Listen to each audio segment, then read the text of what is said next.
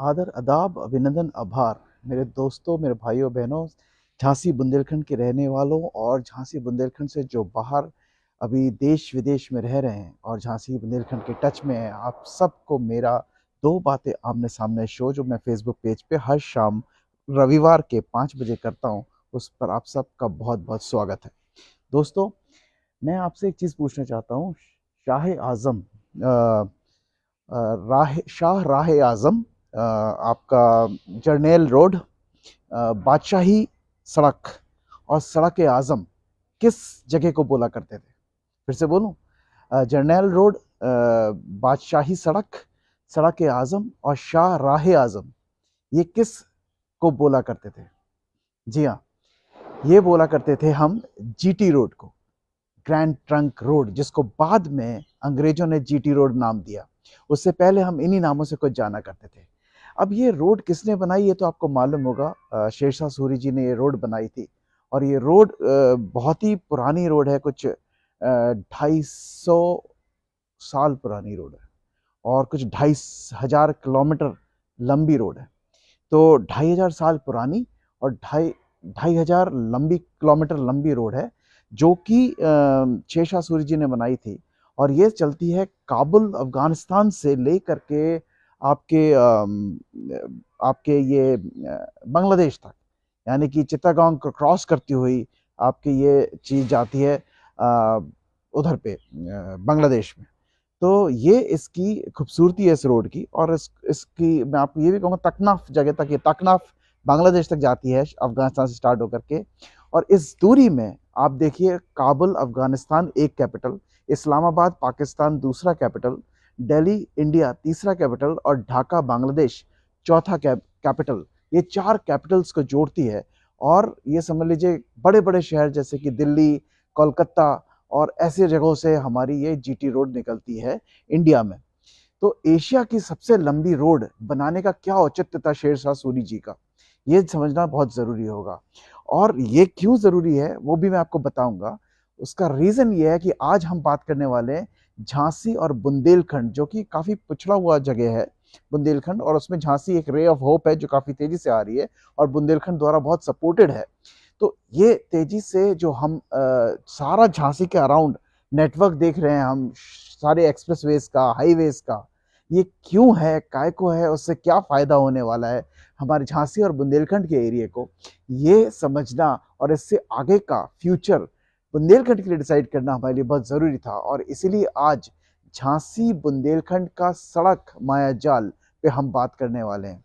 और ऐसी खूबसूरत बातें हम लोग, हमारे दो बातें आमने सामने के शो जो मैं हर रविवार शाम 5 बजे अपने फेसबुक पेज झांसी बाजार पेज पे करता हूँ, इसको हमें सपोर्ट करते हैं हमारे प्रायोजक, और जो कि हैं रत्ना लेजर डेंटल क्लिनिक से डॉक्टर रजत मिसूरिया और डॉक्टर अर्चना मिसूरिया।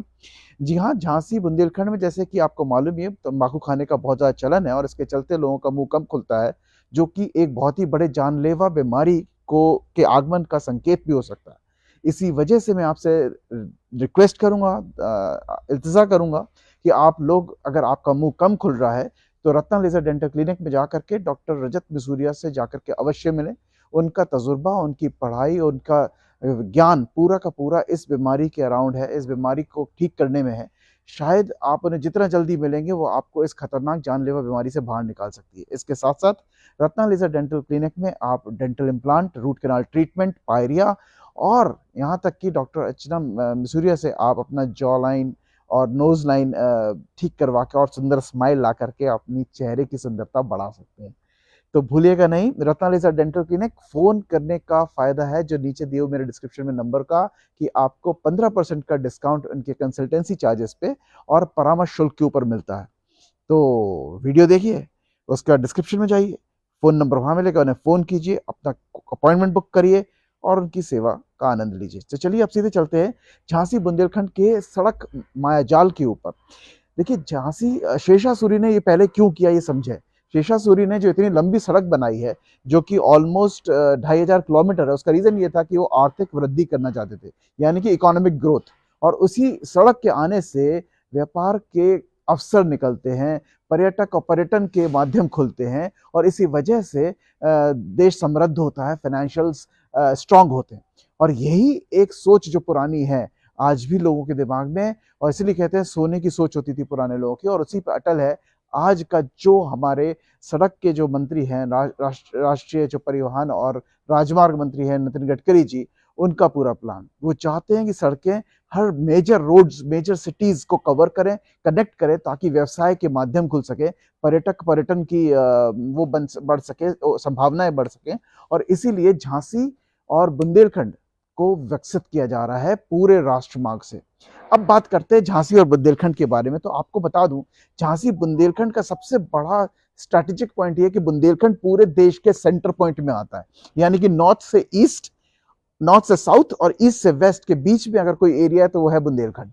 और उस बुंदेलखंड में भी झांसी एक ऐसी स्ट्रेटेजिक लोकेशन है जो पूरे जगह से नेटवर्क है सारी तरफ, यानी कि आप नॉर्थ से साउथ, ईस्ट से west, north east, north west, south east, south west, हर जगह कवर कर सकते हैं।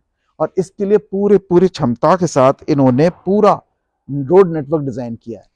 अब देखिए, झांसी से कानपुर जो है आपका 225 किलोमीटर है, जो कि कानपुर से नेपाल तक जाता है। झांसी से खजुराहो जो है 175 किलोमीटर है, जो कि सतना, रीवा और आगे तक जाता है। झांसी से ग्वालियर 103 किलोमीटर है, जो कि दिल्ली तक जाता है, दिल्ली से अंबाला और आपके चंडीगढ़ तक जाता है। ऐसे झांसी से शिवपुरी जो कि 97 किलोमीटर है, उससे आप राजस्थान, जैसलमेर तक जा सकते हैं। इसी तरह झांसी से सागर जो कि 203 किलोमीटर है एमपी में, उसके थ्रू आप नीचे यानी आप नागपुर तक जा सकते हैं। तो आप ये सोचिए कि कितनी संभावना है झांसी में। 5 आप कनेक्शंस मैंने झांसी से निकलते दिखा दिए। तो ये पूरी की पूरी वो थी। अब ये कैसे होता है, किस तरह से होता है, उस पर थोड़ा बात करते हैं कि बुंदेलखंड जो पहली बात तो ये है वो 7 डिस्ट्रिक्ट से बन के मिला है। 7 districts of UP and 6 districts of MP, when put together it becomes Bundelkhand. अब 7 डिस्ट्रिक्ट्स कौन कौन सी हैं यूपी की, जो वो ये हैं आपके झांसी, जालौन, ललितपुर, महोबा, हमीरपुर, बांदा और चित्रकूट। ये हो गए झांसी के बुंदेलखंड के एरिया के आपके यूपी के पार्ट। अब बात करते हैं जो 6 पार्ट हैं आपके एमपी के, वो हैं दतिया, टीकमगढ़, छतरपुर, पन्ना, दमोह और सागर। ये सारे जब 7 चीजें बन जाती हैं, सारी 7 और 6 यानी 13 डिस्ट्रिक्ट्स जब इकट्ठी हो जाती है तो बुंदेलखंड बनता है।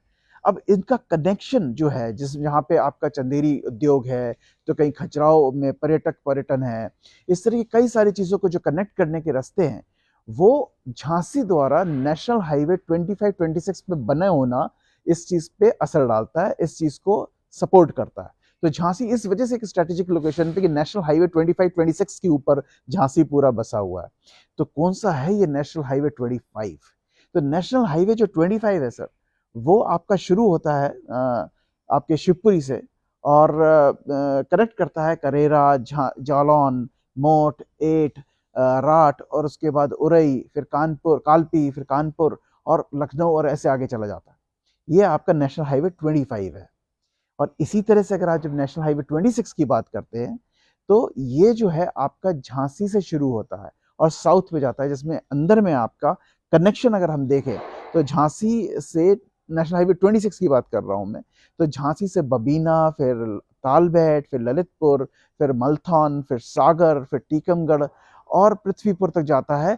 कनेक्ट करता था बुंदेलखंड के लिए मैं बता रहा हूँ आपको, जो कि ओरछा से वाया ओरछा भी पृथ्वीपुर के थ्रू कनेक्ट कर सकते हो आप टीकमगढ़ की तरफ। तो बेसिकली टीकमगढ़ के 2 रास्ते हो जाते हैं, एक आपका नेशनल हाईवे 26 जो कि आपका ये झांसी, बबीना, तालबेट, ललितपुर, मालथौन, सागर हुआ, और दूसरी साइड से आपका ओरछा से जो आता है वाया आपका झांसी से जो आता है पृथ्वीपुर के थ्रू, तो उधर से भी आप कनेक्ट कर सकते हैं। तो ये एक छोटा रास्ता है झांसी से पृथ्वीपुर वाला, लेकिन झांसी से जो ये चल रहा है, जो महोबा, चित्रकूट, दमोह, बांदा, ये सागर तक जाता है, और ये आपका पूरा का पूरा जो है झांसी नेशनल हाईवे 26 है। और यही रास्ता सागर से आगे आपका चलता जाएगा, तो आपको छिंदवाड़ा या विरसा होते हुए आपको नागपुर तक ले जा सकता है। तो ये डाउन साउथ रास्ता जा रहा है पूरा का पूरा आपका नेशनल हाईवे 26। अब जो जरूरी बात है वो ये है कि नेशनल हाईवे 75 जो है, जो कि ग्वालियर से स्टार्ट होता है, लेकिन ये पूरा बुंदेलखंड के अंदर डीप जाता है। तो अगर आप बुंदेलखंड का देखिए, पुराना जो रास्ता है वो ग्वालियर से चलता था, और ग्वालियर के साथ साथ वो कई सारे जगहों को बुंदेलखंड के टच करता। तो आई थिंक ये जो नेशनल हाईवे 75 है, it is a lifeline for the Bundelkhand in the older context. तो अगर आप देखें उसमें आपका झांसी, ग्वालियर, झांसी, निवाड़ी, मऊरानीपुर, नौगौन, नौगौन, छतरपुर, पन्ना, महोबा, चित्रकूट, दमोह और बांदा तक जाता था। तो ये सारा जो पुराना रास्ता है, इससे हम पहले इन एरियाज को टच करते थे। अगर आप नेशनल हाईवे 24 देखें, 25 देखें, तो उसमें भी हम झांसी से करेरा, जालौन, मोट, एट, राठ से जाया करते थे आगे बांदा। तो वो भी एक रास्ता था, लेकिन अब काफ़ी कुछ चेंजेस आए। तो ये तो मैंने आपसे बात करी नेशनल हाईवे 25, 26 जिसपे झांसी बसा है, और नेशनल हाईवे 75 जिससे आप ग्वालियर से आते हो, लेकिन ये पूरे आपको बुंदेलखंड के अंदर ले जाता है। तो ये तो एक बात होगी। इसके साथ साथ अब बन गया है बुंदेलखंड एक्सप्रेसवे, जो आज की बात है। अब बुंदेलखंड एक्सप्रेसवे ने क्या किया है, सबसे पहली बात हमें ये समझनी पड़ेगी, वो उसने दिल्ली से बुंदेलखंड के अंदर का जो एरिया है, जो कि चित्रकूट कहलाता है टूरिज्म पॉइंट ऑफ व्यू से, उसका डिस्टेंस को आधा कर दिया। तो पहले अगर 12 घंटे लगते थे चित्रकूट से बांदा आने में, चित्रकूट से दिल्ली आने में, तो अब चित्रकूट से दिल्ली आने में सिर्फ और सिर्फ 6 घंटे लगते हैं। ये कैसे हुआ? इन्होंने, जो भाजपा सरकार आई है, इन्होंने बुंदेलखंड एक्सप्रेसवे बनाया, और उस एक्सप्रेसवे की खासियत ये है कि इसने इस सेक्टर को पूरा डेवलप किया, जिसको कि हम कह सकते हैं कि 296 किलोमीटर का जो ये लॉन्ग हाईवे बना है, एक्सप्रेसवे बना है, ये 4 लेन है, और इसका एक्सपेंशन 6 वे तक का इन्होंने एक्सपेंशन सोच के रखा है कि आगे करना पड़े फ्यूचर में तो ये कर सके। तो 6 वे तक की उसमें संभावना है कि आप उससे चौड़ा कर सकते हैं। अभी ये 4 वे एक्सप्रेसवे लेन है। इस पे आप अगर आप देखें तो जो ये कवर करता है, ये चित्रकूट से आपका कवर करेगा, आपका चित्रकूट, बांदा, महोबा, हमीरपुर, जालौन। तो ये पूरा एरिया जो पहले कभी उरई से जाया करते थे, या पहले आप कभी कभार यहाँ से जाया करते थे टीकमगढ़ से होते हुए, तो ये सारा एरिया अब एक अलग हाईवे पे चल रहा है, जो कि बुंदेलखंड के अंदर ही घूम रहा है।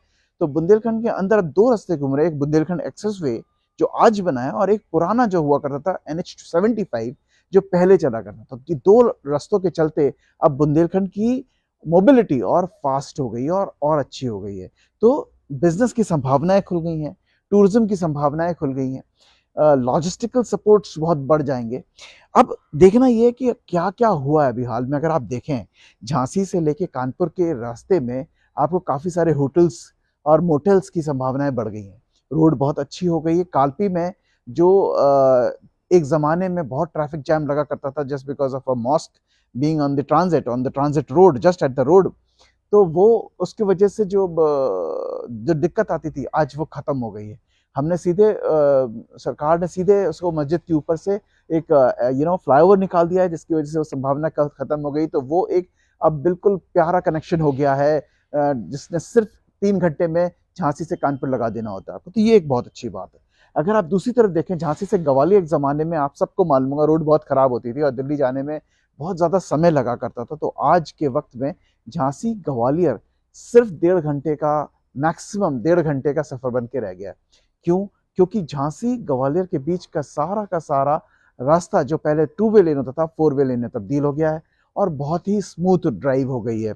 इसके साथ साथ सबसे अच्छी बात ये हुई है, जो अभी तक का सबसे ज़्यादा निग्लेक्टेड रोड हुआ करती थी, झांसी और खजुराहो, जो कि एक बहुत बड़ा टूरिज्म सेक्टर है, उसके बीच में होती थी, जो कि सबसे एकमात्र कनेक्शन है for Khajuraho. Somebody travel to Khajuraho, जो बाहर से पर्यटक आते हैं, उनको खजुराहो देखने का बहुत चार्म होता था, और उनके लिए एक वही कनेक्शन था कि झांसी आए और झांसी से रानी लक्ष्मीबाई स्टेशन से खजुराहो जाएं। और वो रास्ता बहुत खराब हुआ करता था एक ज़माने में।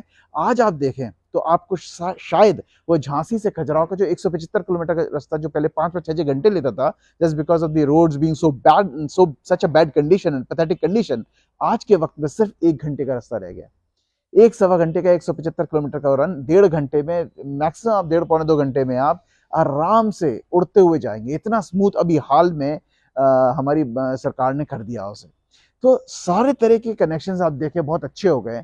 यानी कि अगर आप एक तरफ देखते हैं कि आज आप सोचें झांसी से नेपाल तक जाना है आपको, वाया गोरखनाथ मंदिर होते हुए आपको अगर पशुपतिनाथ जी जाना है, तो आप झांसी से चलें और कालपी और उरई, कालपी, कानपुर, लखनऊ से होते हुए बाराबंकी, अयोध्या, कल को आप अयोध्या भी इससे टच कर पाएंगे, और साथ में फिर आप गोरखपुर से होते हुए आप नेपाल विजिट कर लेंगे। ये आपके लिए झांसी से कनेक्शन है, ठीक है। इसके साथ साथ अगर आप चाहते हैं कि आपको वैष्णो देवी जाना है तो झांसी, ग्वालियर, आगरा, आगरा में ताजमहल घूमते हुए, दिल्ली, दिल्ली के सारे मुगल आर्किटेक्चर को देखते हुए आप अंबाला होते हुए आप क्या कहते हैं, आप जा सकते हैं वैष्णो देवी तक, कटरा तक। तो ये रोड कनेक्शन आपको यहाँ का मिलता है। इसके साथ साथ अगर आप कन्याकुमारी जाना चाहते हैं तो आप झांसी से नेशनल हाईवे 75 लेकर के आप आराम से 75 कह रहा हूँ, नेशनल हाईवे 26 लेकर के आप आराम से झांसी से ललितपुर होते हुए सागर होते हुए आप छिंदवाड़ा से होते हुए, नागपुर से होते हुए आप कन्याकुमारी तक जा सकते हैं। तो कनेक्शंस इतने अच्छे ज़बरदस्त हो गए हैं झांसी और इसके अंदर, जिससे टूरिज्म भी बढ़ता है और व्यवसाय की संभावनाएं भी बहुत ज़्यादा खुलती हैं। और इसी से तरीके से आप देखिए झांसी और बुंदेलखंड अब बहुत तेज़ी से विकसित होगा। सारे स्टोरेज हाउसेस यहाँ आएंगे और मुझे लगता है कि आप ये देख लीजिए आने वाले वक्त में बहुत जल्दी यहाँ स्टोरेज हाउसेस आने वाले हैं, क्योंकि जो नेटवर्क रोड का बना है, ट्रांजिट्स जो होंगे उसके लिए स्टोरेज हाउसेस का होना जरूरी है, डिस्ट्रीब्यूशन नेटवर्क का होना जरूरी है, और इसी सब की तैयारी अब झांसी और बुंदेलखंड में चल रही है। तो मेरे ख्याल से समय झांसी और बुंदेलखंड का बिल्कुल आ गया है। रोड इंफ्रास्ट्रक्चर बहुत ही गतिशील हो गया है और स्टोरेज के लिए बहुत जगह है बुंदेलखंड के अंदर। ये एक सेंटर पॉइंट होने वाला है लॉजिस्टिकल टर्म्स में। कनेक्शंस बहुत प्यारे बन गए हैं, रोड्स चारों तरफ बहुत अच्छी बन गई हैं, ट्रांजिट टाइम्स कम होते जा रहे हैं।